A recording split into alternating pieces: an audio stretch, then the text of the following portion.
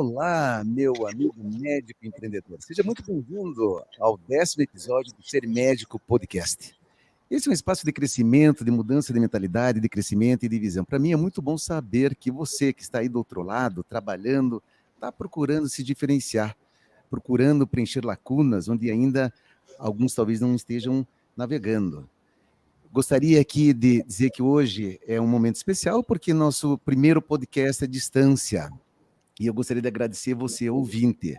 Também gostaria de agradecer ao nosso convidado de hoje, dizer que é uma honra tê-lo aqui conosco, o Dr. Raul Canal.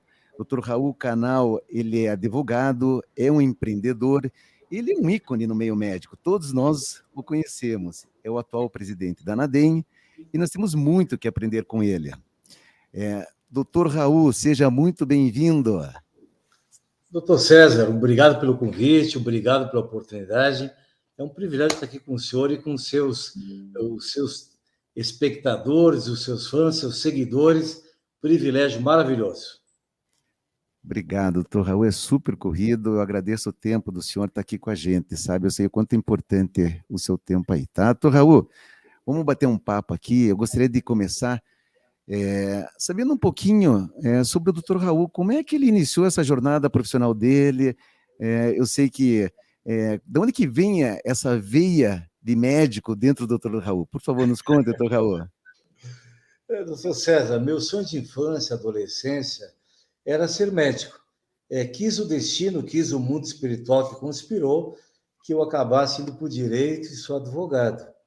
Eu me formei em 91, atuo em Brasília desde 1991 e em 97 comecei a advogar para médicos aqui em Brasília, né? E me apaixonei, sou um dos precursores no direito médico da saúde. Em 98 passei a advogar para o Sindicato dos Médicos do Distrito Federal, advoguei para 8 sindicatos de médicos, para a Federação Médica Brasileira, várias sociedades de especialidades e acabei, na qualidade de advogado, me intrometendo na área médica, ou seja, encontrei a felicidade. Sou feliz hoje, meu maior universo de amigos, parceiros, colegas, de motociclismo, de truco, de pôquer, de churrasco, são médicos, não são advogados. Maravilha, não sabia que o senhor também é um fã do motociclismo. Eu sou raleiro, Harley Davidson, na então, veia. nós estamos na mesma tribo, hein, doutor Raul? Porque eu sou raleiro por aqui também, é um dos meus hobbies. Bacana, não sabia disso. Aqui em Brasília, eu criei o Dr. Road. É mesmo? É um grupo de motociclistas onde o único não médico sou eu. Todos são médicos. E eu sou advogado e faço parte, sou criador do grupo, Dr. Road. Dr. Rogue. Já fizemos a Rota 66, fizemos o sul da França, fizemos Emirados Árabes, vários passeios pelo Brasil também. Vou procurar entender e conhecer um pouquinho mais sobre esse clube. Muito bacana.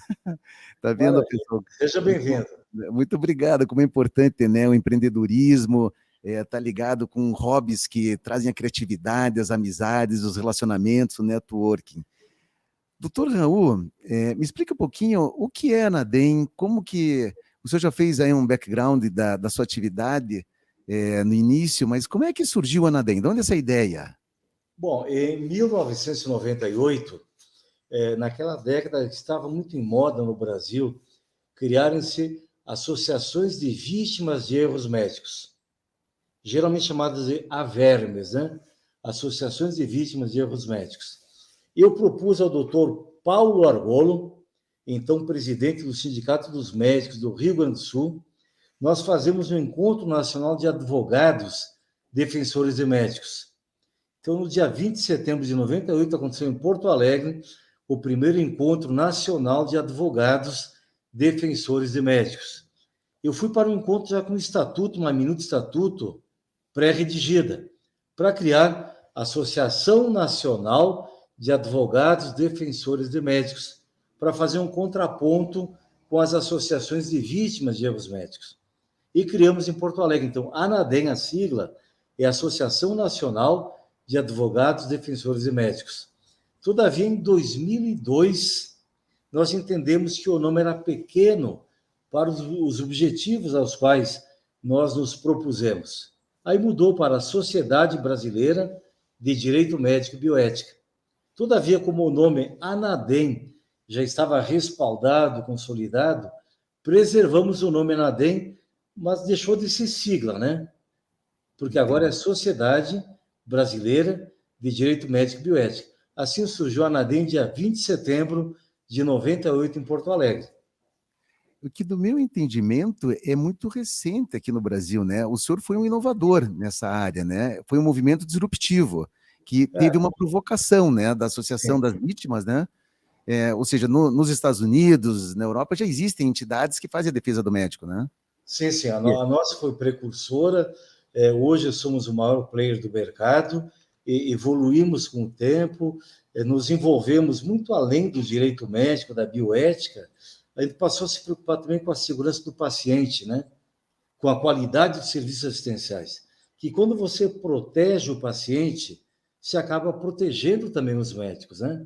Perfeito. Comparando com a aviação, quando você protege os passageiros, se protege a tripulação e o piloto também do avião, né?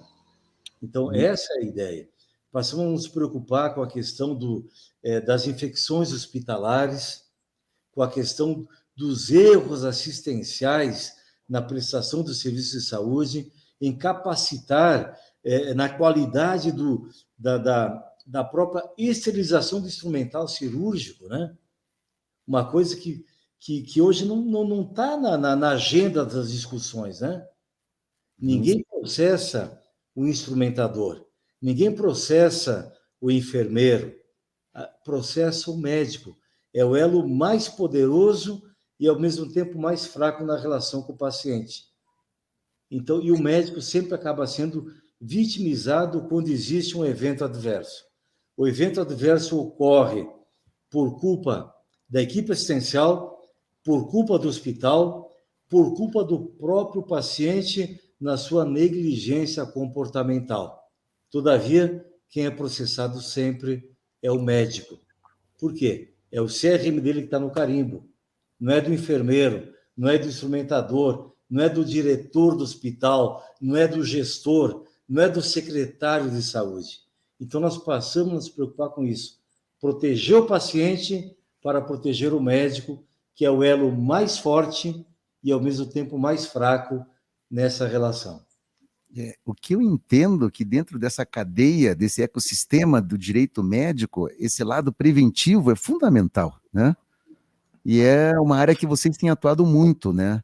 Além, não é só ficar defendendo o médico do ponto de vista de ações, de processos, mas sim orientando, estudando e blindando as instituições para que ocorram aquela última fase que chega no processo contra o médico, como o senhor falou, não é isso? Exatamente, exatamente. A gente investiga. O que é a ciência? A ciência é um fenômeno de fatos repetitivos, né? É você observar fenômenos que se repetem, né? Tivemos um caso recente. Um grande, renomado cirurgião teve 42 casos de infecção. Vamos investigar. Por que estão ocorrendo as infecções? Então, compara as 42 cirurgias. Quantas foram feitas no mesmo hospital? Hospitais foram diversos. Quem era o auxiliar do cirurgião? Foram 3 ou 4 auxiliares diferentes. Quem era o instrumentador? Alguns diferentes. Quais foram os fatos que se repetiram nos 42 fenômenos? O cirurgião instrumental. O instrumental era dele. O instrumental estava com biofilme. Nenhuma autoclave mais supera isso. Joga o instrumental fora. Então, nós nos debruçamos sobre isso. Um caso recente no hospital universitário. Infecções repetidas em cirurgias. Analisamos 200 cirurgias. Em todas elas, o instrumentador era o mesmo. O instrumentador era o portador da infecção. Então, é isso, é observar os fenômenos, o que é repetitivo, o que é coincidente e chegar à conclusão. Uma coisa interessante, doutor César, ao longo da pandemia, No nosso estudo, as infecções hospitalares foram reduzidas em 38%. Não sabia desse dado, interessante. 38%. Nós analisamos mais de 25 mil cirurgias realizadas ao longo da pandemia. O que se atribui a isso? Aqueles protocolos sanitários que deveriam ser observados sempre passaram a ser observados com mais rigor ao longo da pandemia. Por parte de quem? Do cirurgião, do auxiliar, do instrumentador, de toda a equipe assistencial e do próprio paciente. O simples hábito de higienizar as mãos, que é responsável por 65% das infecções que todos nós sabemos, todavia não observávamos. Passamos a observar por conta da pandemia. Então, só por conta disso, as infecções hospitalares foram reduzidas, no nosso estudo de 25 mil cirurgias, em 38%. Olha que dado fenomenal, que às vezes passa desapercebido pelos órgãos de controle. Doutor Raul, eu aqui fiquei surpreso, como eu tenho certeza que os ouvintes também ficarão em saber disso, hein? É um efeito positivo dos cuidados, né, que a pandemia forçou a todos tomarem. E sensacional, hein? Esse estudo tem que ser publicado, né? Tem que ser divulgado, tem que... O paciente no pós-operatório imediato, que recebia a visita de um amigo e trocava beijinho no rosto, na comissura labial, às vezes, entendeu? Sim. Passou a cumprimentar o familiar com um simples toque, não mais com um aperto de mão, com um abraço, com um beijo, dentro do centro cirúrgico, no pós-operatório imediato. As próprias visitas hospitalares, né? Exato. Pela restrição. Então, o enfermeiro, o auxiliar de enfermagem, cujo dia hoje comemoramos, inclusive, parabéns aos auxiliares técnicos de enfermagem, dia 20 de maio, dia da gravação hoje, parabéns a eles, encerramos hoje o dia da enfermagem. Então, esse técnico, esse auxiliar, que às vezes não tinha esse cuidado do qual ele conhecia, tinha conhecimento, mas pela rotina, pela falta de exigência, descumpria o protocolo, passou a observar o protocolo. O paciente passou a ser mais cuidadoso. O paciente que antes coçava uma ferida pós-operatória, com a unha contaminada, deixou de fazer isso, passou a usar o álcool gel. Por quê? A pandemia trouxe a ele o medo, o temor da contaminação, e por isso o protocolo foi mais rígido. Então, essa experiência que a Covid-19 nos trouxe, nós temos que levar para o futuro. Quantas vidas nós economizamos, nós salvamos por conta desses protocolos que nós já sabíamos, todavia não observávamos. Uma grande lição. Uma grande lição. Olha que lição maravilhosa aí para os colegas médicos, né, os cirurgiões, e na área de estética, eu atuo muito na área estética, isso é muito importante, inclusive esse dado de 65% das infecções, elas são evitáveis.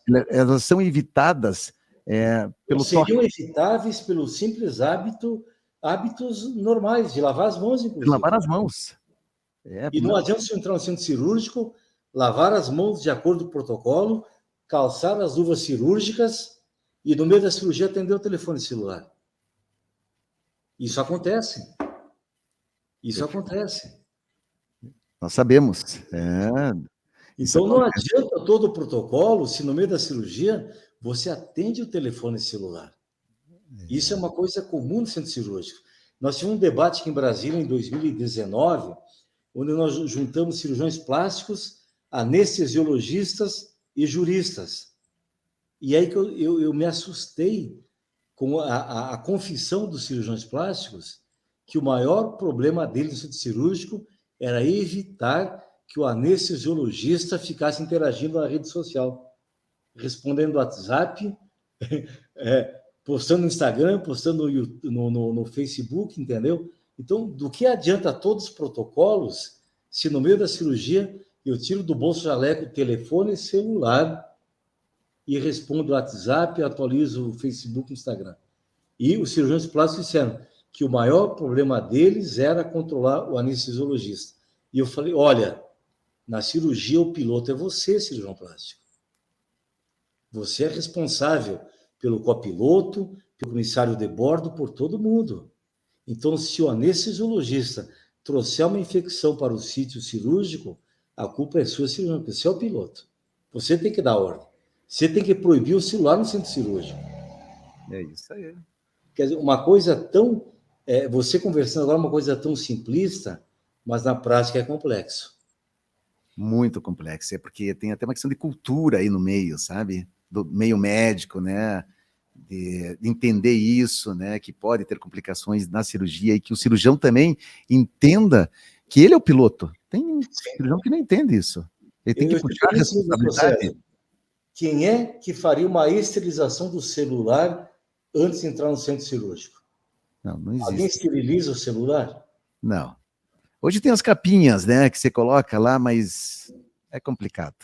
O sujeito, eu vejo no aeroporto, você desembarca no aeroporto e vai para o toalete, que é uma coisa totalmente normal, humana e necessária, e o sujeito está ali urinando e respondendo o WhatsApp, né? E ele não vai higienizar o celular depois disso. Não vai. E dali ele pode ir para o centro cirúrgico.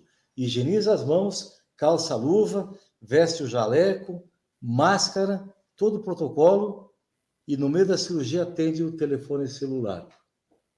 Às vezes não é o cirurgião, às vezes é o instrumentador que vai pegar no bisturi, que vai pegar no instrumental e vai levar a contaminação para o sítio cirúrgico, né?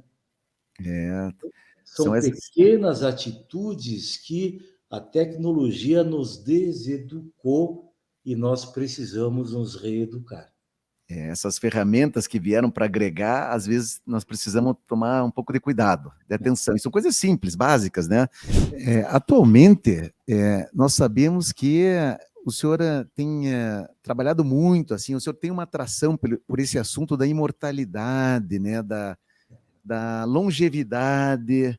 E conta um pouquinho, da onde esse interesse e quais são os seus planos, quais são os seus propósitos sobre esse assunto? Doutor César, eu vou lhe falar uma sentença muito provocativa. Vamos lá. As pessoas que viverão 200 anos já estão entre nós. Olha, hein, pessoal, de arrepiar, hein? As pessoas que viverão 200 anos já estão entre nós. Nossos filhos, nossos netos viverão 200 anos.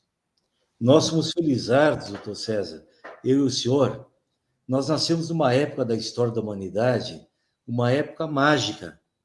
Nos últimos 50 anos, nós ganhamos 30 anos a mais de vida. Nós, em relação aos nossos pais, nossos avós, ganhamos 30 anos nas últimas 5 décadas, né? Todavia, as células envelhecem. As doenças infecto-contagiosas, nós aprendemos a controlar. Apesar da Covid, hoje, 95% das mortes por doença são por doenças degenerativas. Apenas 5% são por doenças infecto-contagiosas. Então, nós aprendemos a dominar e a controlar e a debelar as infecções. Todavia, esses 30 anos de vida que nós ganhamos, e as células continuam envelhecendo, elas degeneram. Então, 95% das mortes hoje por doença, vamos separar as doenças traumáticas, doenças acidentais, né? As mortes acidentais e traumáticas. Por doenças, 95% são doenças degenerativas. A medicina vive um momento mágico, em que ela passa da medicina química e vai para a biologia. Então, o que nós temos que aprender a controlar agora é as doenças degenerativas.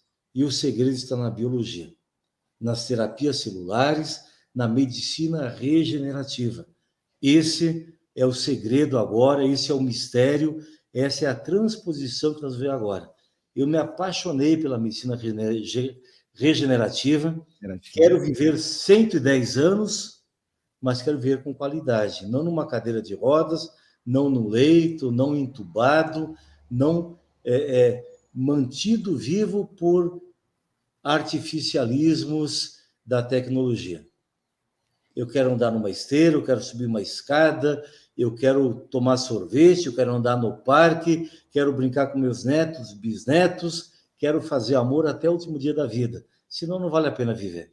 Então, colocar qualidade de vida nesses anos que nós ganhamos. E nós vamos viver 110, 120 anos, nossos filhos e netos vão viver 200 anos com toda certeza.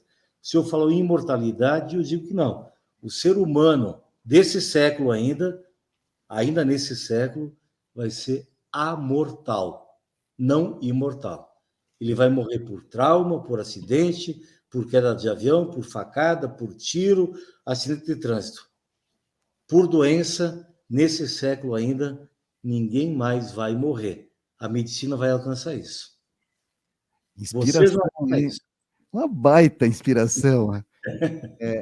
Eu escutei esses dias o Abílio Diniz, ele tem assim uma habilidade muito grande para se comunicar, né? E eu admiro a dinâmica dele, né? Agora fazendo um programa na CNN, ele é um fã de viver, né? E viver bem, é isso que o senhor está falando, né? Então, eu acho que isso aí vem da experiência da vida, né? Que a gente tem vontade, desejo. Me conte um pouquinho sobre a célula-tronco. Como é que o senhor, eu sei que faz parte da medicina regenerativa, mas como é que veio essa inovação na célula-tronco? Isso é muito novo para todos nós, inclusive para os médicos, já, em termos práticos, né? É muito novo. Veja bem, no Brasil, a questão regulatória da Anvisa, a primeira resolução é de 2018, ou seja, tem 4 anos apenas. A Anvisa hoje tem 6 resoluções que tratam sobre terapias celulares. São 3 de 2018, que foram atualizadas agora em 2021. Então, é uma coisa muito recente, não tinha um ambiente regulatório, né? Mas a verdade é o seguinte, se você sofreu um corte, sofreu um processo inflamatório, um processo infeccioso, o teu organismo reage de imediato. As tuas células se regeneram diariamente, se renovam, morrem, nascem, renascem, se multiplicam, se duplicam, se triplicam, se dividem. Isso sem nenhum comando seu. É assim que você tenha consciência disso. Então, é um processo natural. Quando eu falo nisso em terapias celulares, alguns colegas seus médicos chegam a dizer, olha, isso é ficção científica. E eu respondo, olha, ficção científica é você acreditar que o seu cabelo, seus olhos, seu nariz, sua boca, seus dentes, sua língua, fígado, coração, rins, intestinos, nervos, músculos, tudo isso um dia foi um espermatozoide apenas. Isso é ficção científica, né? Então, o que nós estamos fazendo na medicina hoje, nas terapias celulares, é você pegar células-tronco mesenquimais, trazê-las para um ambiente vítreo, selecioná-las, multiplicá-las, discipliná-las e reintroduzi-las no organismo para que elas reajam de acordo com aquele processo que o organismo necessita.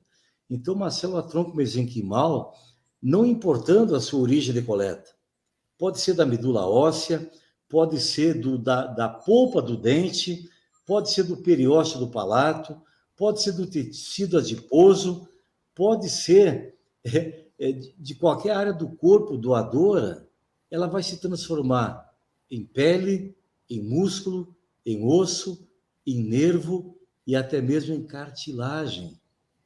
Então, exato, isso não é milagre, é um processo natural controlado. Apenas isso. Aquilo que o organismo faz todos os dias, todas as horas, nesse segundo, nós conversando aqui, milhões e milhões de células estão morrendo e milhões de células estão sendo repostas pelo organismo. Estamos apenas fazendo o quê? Controlando isso no ambiente do laboratório, apenas isso.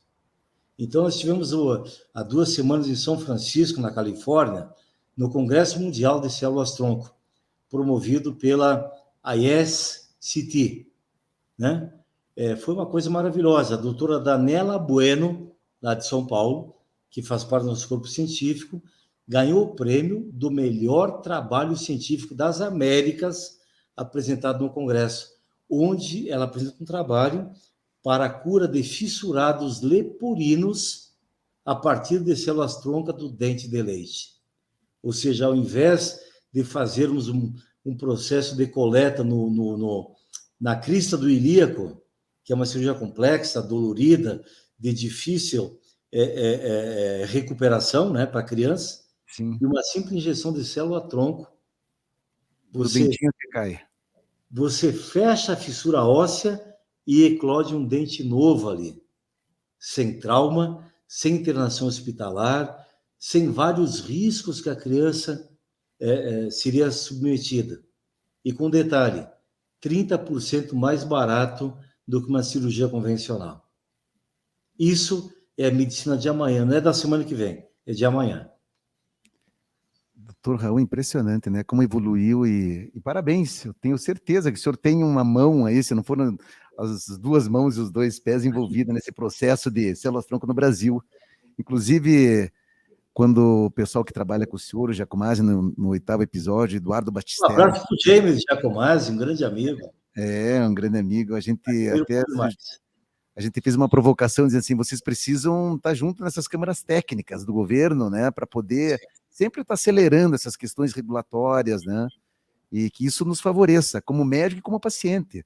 Né, se não for Olha, a nós, dia os nossos 31 filhos. agora, dia 31 de maio, estamos indo para Riad, na Arábia Saudita, e esse projeto estará sendo apresentado dia 1º, 2 de junho para Mohammed bin Salman Abdulzalif Al Saud.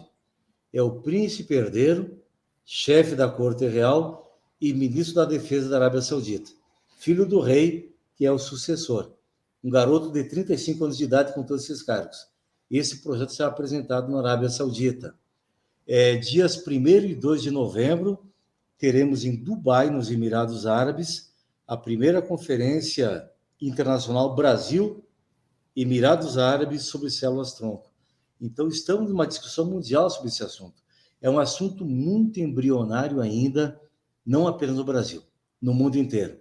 Embora tenha começado a discuti-lo na década de 70, apenas agora, de 2015 para cá, tem sido discutido com mais profundidade no mundo inteiro. E uma confissão agora, e até eu diria, uma lamentação que eu faria, um desabafo. Vamos lá. Qual é o nosso maior obstáculo, doutor César? A indústria. A indústria? Porque essas terapias, são caras. Por mais complexas que possam parecer, elas são baratas. Então, não interessa para a indústria patrocinar pesquisa, patrocinar estudos clínicos, porque são coisas baratas. Não interessa para a indústria. Esse é o nosso maior obstáculo, infelizmente. Interessante. E aqui é um desabafo. Não, mas eu acho muito válido. Quando o senhor diz barato, o processo de desenvolvimento das pesquisas, da tecnologia é barata? A pesquisa é cara, mas quando você o resultado final, ele mercado e multiplica, ele se torna barato. Se torna barato. Ele se torna barato. Se torna barato. Hoje, para você ter uma ideia, para o senhor criopreservar suas células-tronco, o senhor vai gastar uns R$5.000, mais ou menos, para fazer a coleta, para fazer todo o processo de seleção, de expansão e criopreservar. O senhor vai gastar depois, ao longo da sua vida, cerca de R$800 por ano pela criopreservação. Ou seja, ao longo de 5 décadas, o senhor vai gastar R$40.000 apenas. Isso para controlar qualquer doença degenerativa que vier. Alzheimer, Parkinson, cânceres, uma série de coisas. E até mesmo doenças autoimunes. Um diabético gasta hoje R$2.000 por mês. É o custo do SUS para manter um diabético. Então, para a indústria, não interessa isso. Por que nós temos ainda a cura para o HIV? Não interessa para a indústria curar o HIV. Interessa mantê-lo saudável por 60, 70, 80 anos. Por que não temos a cura para o diabetes? Interessa para a indústria que esse diabético sobreviva 70, 80 anos dependente da química. Infelizmente.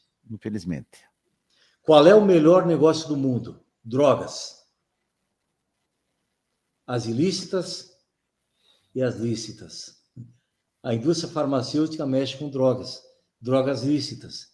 Interessa que a pessoa seja dependente das drogas pela vida inteira. Não interessa curar o mal. Infelizmente, é uma constatação, isso aqui é um desabafo.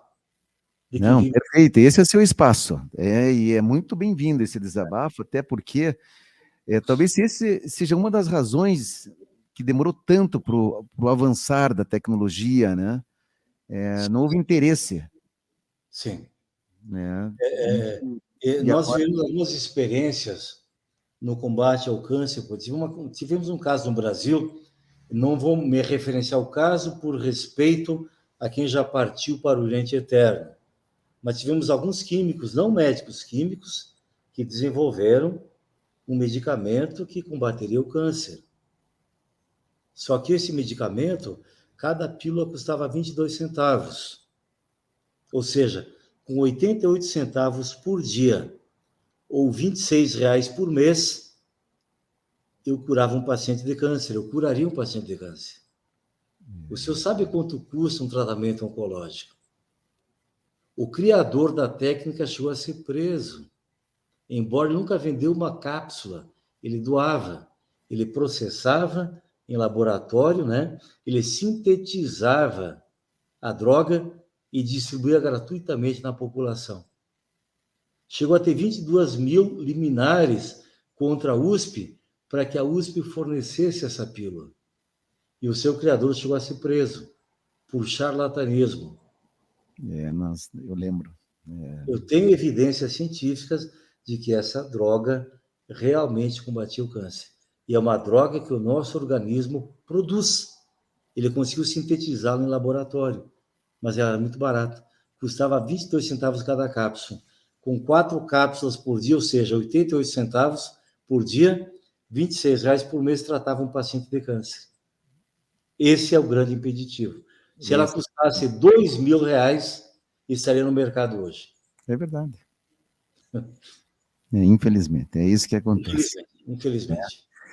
Então, Raul, eu quero aproveitar um pouco mais do seu tempo aqui. Fique à vontade, estou à disposição. Mas eu sei que o seu tempo aí é mais do que precioso. Deixa eu lhe perguntar aqui, olha, o senhor é um pesquisador, eu vejo que o senhor tem um viés aí de criatividade, de interesse, de pesquisa, e dentro do empreendedorismo, para o médico hoje, a gente vê alguns gaps, algumas carências, do ponto de vista dele sair um pouquinho do quadrado dele, sabe? Do consultório.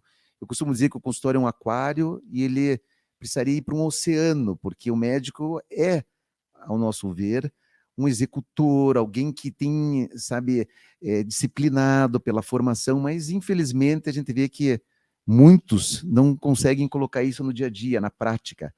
Como que o senhor vê que a gente poderia auxiliar os médicos do ponto de vista dentro da universidade, porque tem algumas coisas que a universidade não ensina. O senhor acha que a gente poderia mudar alguma coisa nesse sentido, ou não, ou fazer parcerias com instituições de ensino, ou pós-formação? Gostaria da sua colaboração e dos seus insights nesses pontos. Eu tenho uma filha que forma medicina no próximo semestre. Eu tenho um genro que é formado em medicina, está no 3º ano de cirurgia geral, no Albert Einstein, em São Paulo. Converso muito com os dois. E o que eu digo, a medicina de amanhã é a medicina personalizada. Infelizmente, as nossas escolas de medicina têm ensinado os estudantes, aos futuros médicos, a tratar de doenças e não de doentes. E eu digo para os dentistas, o dentista não deve cuidar do dente, ele tem que cuidar do dono do dente. Esse é o segredo. O dentista tem que cuidar do dono do dente e não do dente. O médico tem que cuidar do doente e não da doença. Um órgão nunca adoece sozinho. Quando um órgão adoece, todo o organismo adoece. Então não adianta você tratar do coração e afetar os rins. Não adianta você tratar dos rins e afetar o estômago, tratar do estômago e afetar o fígado e assim por diante. O que temos que entender é que o organismo adoece em conjunto. Nunca adoece um órgão. Então, tem que tratar do organismo. E não é apenas o organismo físico. Esse organismo físico, ele comporta um organismo mental, um organismo emocional, um organismo espiritual. E se o espírito adoece, o corpo adoece junto. Se a mente adoece, o corpo adoece junto. E vice-versa. Então, quando você olha para um paciente, você tem que olhar para o doente e não para a doença. Para a doença. Entender que depois de uma conversa prolongada, de valorizar as dores do paciente, e o paciente, muitas vezes, e na maioria delas, precisa mais que as suas dores sejam valorizadas e não apenas tratadas, é muito mais eficaz para ele. Você abrir os chakras do paciente para um processo de cura, para um processo de... Esse é o segredo da medicina de amanhã, é olhar para um organismo doente e não para um órgão doente. E, se possível, tratar do sadio antes que ele adoeça. A medicina preventiva, a medicina integrativa e a medicina regenerativa. Esses são os segredos. Eu advogo, doutor César, para médicos desde 1998. Ou seja, temos aí 24 anos defendendo médicos, né? Eu nunca defendi o homeopata. Nunca tive um processo contra o homeopata. Por quê? A consulta demora 2 horas, entendeu? Ele escuta o paciente. Ele vê de uma forma holística o paciente. Exato. Depois de uma conversa de 2 horas, ele pode fazer uma pagelança, pode fazer um ritual religioso, pode rezar um Pai Nosso, fazer um ritual evangélico, ou dar as gotas do doutor Siqueira para o paciente, que vão fazer o efeito. A conversa abriu chakras para um processo de cura. O paciente teve a sua dor valorizada, as suas queixas valorizadas. Alguém o escutou e valorizou as suas queixas. Isso, para abrir um processo de cura, é mais importante que qualquer química, qualquer recurso da farmacopeia. Não tenha dúvida. O ouvido atento, o ouvido que ouve, escuta atentamente, o ouvido ativo é muito mais importante que a química. Eu não tenho a menor dúvida quanto a isso. Eu já tinha ouvido falar muito bem do senhor, mas virei mais fã ainda. Que isso. Impressionante. Olha, quantas lições aqui, quantos insights, pessoal, sensacional.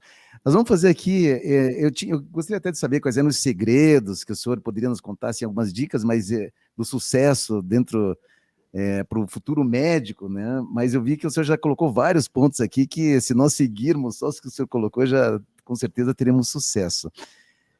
Tem um médico de Porto Alegre. Pois não. Eu vou preservar o nome dele, mas é uma pessoa que eu admiro por demais. Ele fez o primeiro transplante de pulmões das Américas. Eu sei quem Ele é. é importante desse camarada, né? Eu E ele conheço. conta uma história de um paciente do Mato Grosso que ele operou e ligaram para o paciente à meia-noite. Disseram, olha, chegou o doador dos pulmões, venha para cá agora. E depois da cirurgia, 3 dias depois, ele foi conversar com o paciente e perguntou, como é que foi sua experiência aqui no hospital? Ele falou, olha, doutor, quando me telefonaram, imagina você vai fazer um transplante de pulmões. A ansiedade, a angústia, o medo, os receios que assolam esse paciente. Eu cheguei aqui no hospital 2 da manhã. Minha esposa veio dirigindo. Me deixou na recepção e foi deixar o carro no estacionamento. Eu já fiquei angustiado que 2 da manhã ela poderia ser assaltada. Eu fiquei nesse momento mais preocupado com a minha esposa que com o meu transplante. Eu cheguei na recepção do hospital, uma mulatinha me recebeu, me falou, o senhor é o fulano de tal, do Mato Grosso, que maravilha, nós vamos para o 2º andar, os médicos estão aguardando, me levou para o elevador, me explicou tudo, pegou na minha mão, subiu no elevador, segurou na minha mão, me levou até o centro cirúrgico e contou toda a história. Falou, olha, esse transplantezinho que vocês fizeram foi bom, mas aquela neguinha da recepção... Então, veja na angústia que ele chegou, nos medos, ansiedades, preocupações, com o transplante, com a esposa que poderia se assaltar no estacionamento, mas aquela neguinha da recepção fez a diferença. Energia. Pulou na mão dele e subiu o elevador com ele até o centro cirúrgico no 2º andar. Então, essa humanização do atendimento, da assistência, de valorizar as queixas, as dores, as angústias, as preocupações. Você tem que ter com o paciente, quando chega para você lá no hipo, com uma otite, ou com qualquer transtorno, otorrino, coisa e tal, por trás dele tem frustrações de um casamento mal sucedido, de um negócio que faliu, de um desemprego, de uma preocupação com a alimentação de amanhã, de um filho que está envolvido com drogas. Ele tem todo um universo que conspira para o bem ou para o mal do estado de saúde dele. Isso precisa ser compreendido, precisa ser valorizado. Aquela doença, aquela angústia no organismo que naquele momento o aflige, às vezes é o menor problema da vida dele. Tem toda uma carga emocional, espiritual, familiar, por trás daquilo que contribuiu para aquela doença e vai ou não contribuir para a cura ou para a piora da situação dele. E o médico precisa compreender isso. Isso, o médico de família de um passado recente, que ia aos batizados, geralmente como padrinho, ia aos casamentos, ia aos velórios, era o pediatra, era o ginecologista, era o geriatra, o cardiologista da família. Exato. Nós temos que recuperar isso. O generalista é o grande médico. O especialista é para as grandes complexidades. Agora, no dia a dia, nós temos que voltar ao generalista, aquele que sabe o nome do paciente. E, mais importante, o paciente sabe o nome dele. Exato. Hoje, o paciente sai do consultório e, se entrevistar no estacionamento, o paciente não lembra o nome do médico. Era um baixinho, careca, gordinho, alto, olhos azuis, olhos castanhos, barbudo, bigode. Como é que é o nome dele mesmo? O paciente não guarda o nome do médico. Se não existe um comprometimento, não existe uma troca, não existe uma sintonia, não existe uma afinidade entre o médico e o paciente. Isso precisa ser recuperado. E todos ganham. O paciente ganha, o médico ganha, a sociedade ganha, né? Veja bem, a mãe liga para o pediatra às 3 da manhã. Meu filho está com 39 graus de febre. Ela está tentando baixar a febre às 5 horas, não consegue. Uma palavra amiga do pediatra para a mãe, ela volta para o berço e o filho acabou a febre, porque ela ficou tranquila, sem medicamento nenhum. Isso é sintonia, é mundo espiritual, é transmissão de ondas cerebrais, eletromagnetismo, tudo isso. Isso não é firula, não é religião, isso é ciência. Isso nós precisamos reaprender. Que maravilha! Então, Raul, vou fazer uma brincadeira aqui com o senhor. Fique à vontade. Aqui, tá? Para pensar rápido, tá? O que vier na cabeça, o senhor fala para mim, tá bom? Para os nossos ouvintes aqui, que nós estamos curiosos, tá? Isso é surpresa para mim, viu? É um livro que o senhor tenha considerado assim, como espetacular, que todos precisam ler, independente de ser médico ou não, um livro. Bom, se for médico, eu indicaria Médico de Homens e de Almas, que é a história de São Lucas, o evangelista, né? Perfeito. Qualquer médico tem que ler esse livro.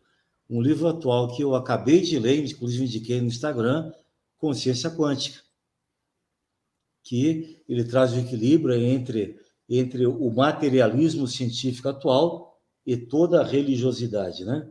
Então, as religiões costumam atribuir todos os fatos do mundo fenomênico à vontade de Deus. E o materialismo científico renega tudo isso. Nada daquilo que não possa ser provado através das teorias de Darwin, de Newton, tudo mais, não existe no mundo científico. E esse livro ele traz para nós uma outra realidade, que nós não somos apenas matéria e não somos tão somente espírito que habita um corpo material. Nós todos somos consciência quântica. É isso aí. E aí a existência de Deus, o início da humanidade, a morte, a religião, o amor, a frustração, todos os sentimentos são explicados através da consciência quântica. Um livro que eu indico. Para os médicos que não leram ainda, Médico de Homens e de Almas, é fundamental. e para Indispensável. todo mundo, consciência quântica. Maravilha. Família. O que significa para o senhor hoje? Como é que... Enfim, família. Olha, apesar da mídia atual, sobretudo as grandes redes de televisão e algumas ideologias políticas tentarem acabar com a família ainda é a célula da sociedade, é o princípio de tudo. A família é o nosso reduto, é o nosso esconderijo, é o nosso abrigo. Quer dizer, amigos você faz, a família você tem. Então, a família é o último refúgio, o último abrigo. A família é uma instituição que precisa ser preservada, ser mantida. Eu sou divorciado, mas sou o melhor amigo da minha ex-esposa até hoje, entendeu? E eu acho que a família tem que ser preservada, tem que ser mantida. A família é o reduto de tudo, é a base de tudo da nossa sociedade. Você não pode renegar esse princípio. Família, onde nós temos os nossos melhores amigos. O que é ser rico? Riqueza. Riqueza é você ser senhor do seu patrimônio, não importa o tamanho dele. Você não pode ser escravo dele. Eu conheço milionários, bilionários que não têm liberdade econômica, têm independência econômica, não têm liberdade econômica porque vivem em função do patrimônio. Ser rico é ser feliz. Sucesso, segundo o Lair Ribeiro, é ser feliz. É ser feliz. E eu vou pedir para o senhor completar essa frase. Tempo é... Tempo é questão de preferência. Você escolhe as suas prioridades. Todo mundo amanhece com 24 horas de crédito. Cada um usa, utiliza ou desperdiça. Tempo é prioridade para a família, para os amigos, para o amor, para os negócios, para as realizações. Você estabelece as prioridades. Você tem que ser dono do seu tempo. Doutor Raul, o senhor passou várias lições para nós aqui em Sais, mas eu gostaria que você deixasse uma mensagem final. Mensagem final. É uma mensagem final, né, que o senhor está sentindo aí no seu coração, na sua mente, aí, que o senhor diz assim, eu gostaria de aproveitar esse espaço aí que esse médico, o César Berg, está me dando para passar uma mensagem. Vamos lá. A mensagem é: coma o morango. Coma Situação: morango? coma o morango. Você está sendo perseguido por uma onça. Você correndo e a onça atrás. Chega no precipício, você cai e se agarra numa pequena árvore que sempre tem ali no precipício, né? Aí você olha para cima, a onça está ali querendo te pegar, ela está a 1 metro de você. Aí você olha para baixo, a 5 metros, tem um urso lá embaixo, louco para te pegar também. Você olha para o barranco da ribanceira e tem um pé de morango com moranguinho vermelho, rosado, maduro. O que você faz? Coma o morango. E a onça, dane-se a onça. E o urso, para o inferno com o urso, coma o morango. Você tem esse momento, você tem Seja esse feliz. minuto, a vida é agora. O que aconteceu, o que vai acontecer, a Deus pertence. O único momento que é teu é hoje, é agora, é esse minuto. Viva esse minuto, coma o morango. Doutor Raul, obrigado. Né, vamos comer muitos morangos, né? Eu vou lhe confessar aqui agora também um desabafo, né? O doutor Raul, ele está em Brasília, não está aqui. Brasília, né, doutor Raul? Brasília, capital da É, República. capital. Mas eu sinto a sua energia aqui conosco, sabe? Vou ser bem sincero, me emocionei em vários momentos. Talvez o público vai perceber. Muito obrigado, tá? Pelo seu tempo, pela sua experiência de vida, pelos seus ideais, seus propósitos, principalmente relacionado à parte médica, da regeneração de tecidos. O senhor é uma inspiração. Olha, sou mais seu fã. Muito obrigado, viu? Doutor César, obrigado pela oportunidade, obrigado pela paciência. E quero lhe conhecer pessoalmente. Tá? Me chame para um churrasco em Curitiba que eu vou amanhã. Olha, maravilha. Forte abraço, beijo no coração, Deus abençoe. Aos seus ouvintes todos, seus fãs, um grande abraço. Um abraço, obrigado mesmo. A toda a sua equipe, todos foram muito gentis com a gente, tá? Obrigado. Amém. Obrigado. Obrigado.